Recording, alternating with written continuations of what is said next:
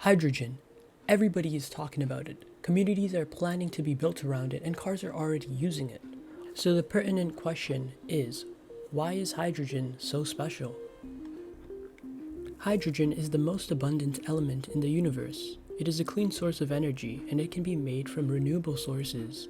Using it for power gives us water as a product. Although it is clean, the majority of hydrogen is gray hydrogen, produced from natural gas and fossil fuels. This contributes to the overall carbon footprint of the world. The byproducts of this process depletes the ozone layer, contributing to global warming and climate change. But what if I told you there exists a clean alternative which allows for zero carbon emissions? Look no further. It's called solar water splitting, which replicates natural photosynthesis by harvesting the sun's energy to separate hydrogen molecules from water.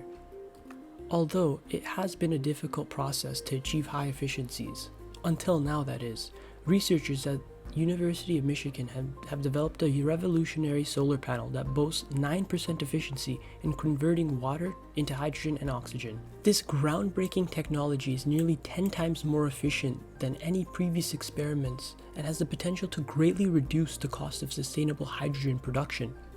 Get ready to revolutionize the way we produce hydrogen and pave the way towards carbon neutrality. Now that we've briefly taken a look at this new technology, let's see how it really works. However, before doing that, we must understand how traditional silicon-based photovoltaic cells work and how they convert solar energy into electrical energy. Solar panels are made up of smaller units called solar cells. Typically, solar cells are made out of silicon, a semiconductor that is the second most abundant element on Earth. In a solar cell, the silicon is sandwiched between two layers of conductive material. Each silicon atom is bonded to neighboring silicon atoms by 4 strong bonds, and in this case, no current would flow. However, here is the key. A solar cell can have 2 layers of silicon, an N-type layer, which has extra electrons, and a P-type layer, which has spaces for extra electrons called holes. The bridge between the 2 layers is called the p-n junction, and electrons are able to wander to either side, leaving a positive charge on one end and a negative charge on the other end. Light, which can be thought of as particles with energy, are emitted by the sun. When one of these photons strikes an electron with enough energy, it can knock the electron from its bond, leaving a hole. The negatively charged electron and the positively charged hole are now freely able to move around. However, due to the electrical field at the p-n junction, they will only go one way, the electron drawn to the n side while the hole is drawn to the p side. The mobile electrons are collected and flow through an external circuit doing electrical work, like powering a light bulb, before then returning back to the p-type layer. The cycle will continue. However, you may be asking yourself, why does this process occur? Why are photons able to knock electrons off of atoms?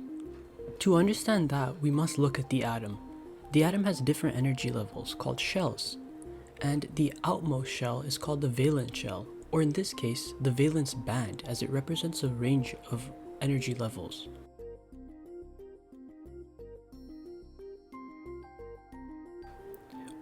When an electron gets enough energy, it's able to go from the valence band into the conduction band. The energy that is required to go from the valence band into the conduction band is called the band gap, and is variable among different atoms, different semiconductors, and such. In an insulator, the band gap is very large, meaning it takes a lot of energy to go from the valence to the conduction band. In a semiconductor, however, the band gap is much smaller, meaning that little excitation leads to going into the conduction band. This property allows them to be excellent solar panels. With conductors, there's no additional energy needed to go directly into the conduction band. This is partly due to conductors having free electrons flowing in the lattice. Now that we've learned how solar panels convert solar energy into electrical energy and the chemistry behind the photovoltaic effect, we can now learn about the new technology developed by the University of Michigan. As a recap, the researchers developed a solar cell which aims to produce hydrogen via solar power. The way they do this is through a photovoltaic cell which contains indium gallium nitride. The electricity produced is used to electrolyze water, producing hydrogen and oxygen. Indium gallium nitride is a semiconductor, just like silicon, so let's see how it compares against it. Firstly, indium gallium nitride semiconductors have a wider band gap than silicon, which means they are able to absorb higher energy photons and convert them into electricity. This allows them to perform well in high light conditions, such as sunlight that is highly concentrated. Secondly, indium gallium nitride can absorb a wide range of the electromagnetic spectrum. By varying the ratio of indium to gallium, the peak efficiency for individual wavelengths can be achieved. Finally, indium gallium nitride semiconductors are much more versatile than silicon solar panels. They can be used in a wide variety of applications including solar cells, LEDs, and electronic devices, allowing them to be more cost-effective.